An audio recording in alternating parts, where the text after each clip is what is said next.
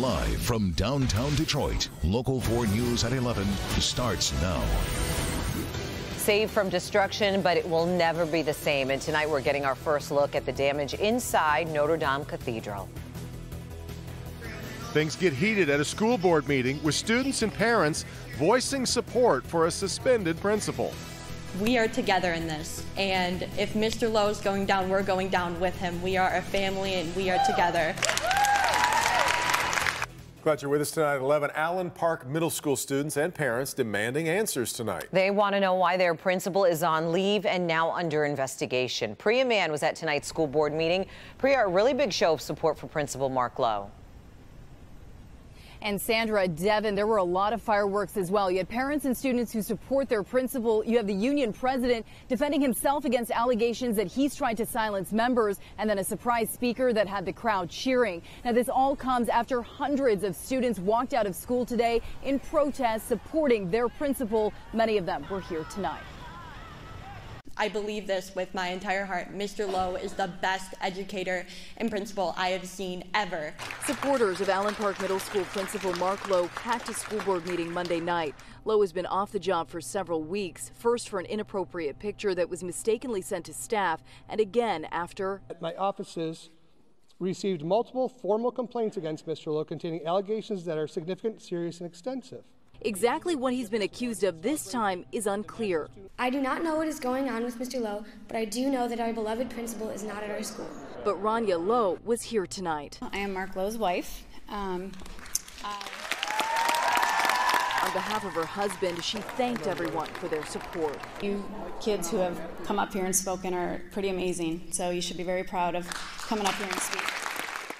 But some union members say they've been silenced. I do feel it's wrong to tell teachers to not support somebody. For the record, I want everybody here to know that I'm president of the Allen Park Education Association, and I don't tell my teachers to shut up. If they want to say something, they can. Union members have accused Lowe of wrongdoing. I'm not fighting for him or against him. I'm fighting for the process and the need to get it right.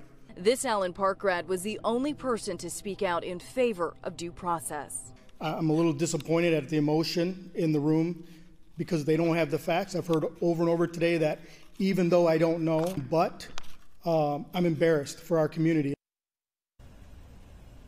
Now, supporters say they're frustrated that Principal Lowe has not yet been interviewed, even though the internal investigation was launched several weeks ago. And they're also frustrated that we don't know what he's been accused of. Well, the one thing we do know tonight from his wife is that the principal has no plans to resign.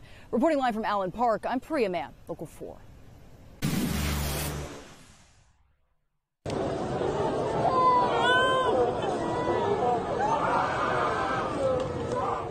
Gut-wrenching moment from earlier today with the whole world watching. The iconic Notre Dame Cathedral in Paris goes up in flames. And tonight, the fire that torched centuries of history is now under control. The French government actually says the worst has been avoided. Let's take our first look inside. It is certainly damaged, but it looks to be in better condition than anyone could have hoped for after watching flames engulf this iconic medieval Catholic cathedral. French President Macron vowing tonight it will be rebuilt and he will appeal to the world for help. Mara McDonald is live downtown tonight. Mara, so far the French believe it was a construction fire. They do, Devin, and what we do know tonight, courtesy of Parisian officials, is that the cross inside Notre Dame appears to be intact. So does the Pietà that is at the altar. French officials also confirmed that they managed to get all the holy relics out of there, like the crown of thorns. What is not clear is whether those famous rose windows and the gargoyles and the other statuary that have guarded the cathedral all these 800 years are intact or in any shape whatsoever. How did the grand old lady of Paris, who survived 2 world wars, the French Revolution, the Black Plague, and so much else burn in 2019? For Parisians and the world, it's beyond comprehension. You saw my face, I didn't believe you, because for us it's like a big part of our history. It's something that probably everyone in the world knows. Those arriving at Metro tonight heard the news from us, as well as the question, can you imagine Paris without Notre Dame?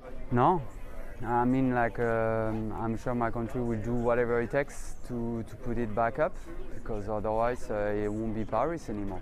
without Notre Dame. French President Emmanuel Macron saying just that right before midnight Paris time. The facade and the structure still somehow stands after being ravaged for hours by fire. Definitely, it looks like a construction fire. Detroit Fire Deputy Commissioner Dave Fornell and the rest of the department has been watching as French firefighters swarm the Ile de la Cité, the island Notre Dame sits on in the middle of the Seine, with 500 firefighters. But this particular case, it looked like they were up on top, they were working on the roof, something happened up there, and a sprinkler would not have helped. Back here live, Fornell says there are some key problems that French firefighters had to deal with. Number one, the inaccessibility of that site. After all, the Ile de la Cité is an island in the middle of the Seine. Two, the way that fire burned from top down instead of bottom up. And finally, water volume. When those first responders first got there and cranked open their hydrants, what European cities have versus what we have here, completely different. What we may have, thousands of gallons of water pressure and water volume coming at once, they maybe have 200, simply not enough to fight what was already fully engulfed. We are live downtown tonight. I'm Mara McDonald, Local 4. Going to be so fascinating to find out what it was that took down this cathedral that 850 years of history had not before. All right, Mara. Here at home, a fire destroys a barn and a farmhouse at White Lotus Farms near Ann Arbor. That fire broke out right around 6 tonight. Sky 4 was above the scene when firefighters were working to get the fire out. Fortunately, no one was hurt. The cause of the fire now under investigation. City of Detroit is getting closer to assembling the land needed for Fiat Chrysler to expand its Mack Avenue plant on Detroit's east side. The city now has land deals in place with Hans Farms, DTE, and the Detroit Land Bank. If all of the deals are approved, that gives FCA half of the 200 acres needed for expansion. City Council set to vote on whether to approve those deals next week. A number of people in custody tonight after shots were fired at federal agents on Detroit's east side. ATF agents were actually working on another case at the time when they noticed a car that had bullet holes. Someone from inside that car allegedly fired shots at the agents when they began to follow the car. That short chase came to an end near a home on Mayfield near Hayes. Police arrested everyone inside the car, along with some from inside the home as well. Fortunately, no one was hurt during that encounter. A Macomb County woman found living with dozens of cats is now charged with animal cruelty. Last month, 86 cats and 1 dog. They were rescued from deplorable conditions inside a home in Mount Clemens. Those animals were found when the 62-year-old woman was being evicted. She's now charged with animal cruelty of 25 or more animals, which, by the way, is a 7-year felony. Tomorrow, a former Macomb County CrossFit instructor could be sentenced to prison. Last year, Matthew Krakowski was arrested.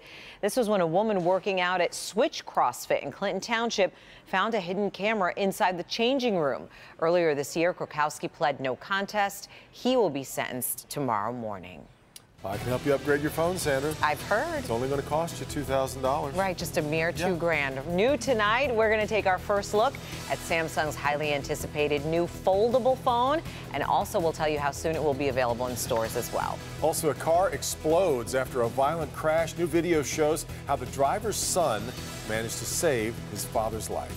Hey, Ben. Devin, getting ready for Tuesday morning's commute. Do expect to see some showers around as temperatures start in the 30s, but we may be seeing this for quite a bit more in the 7-day forecast. That's ahead. A new way to fight the opioid epidemic in our community. I like being able to help people when they're in their moment of desperation. Coaching addicts down the path of long-term recovery. The free program offering hope for those addicted to opioids. Next.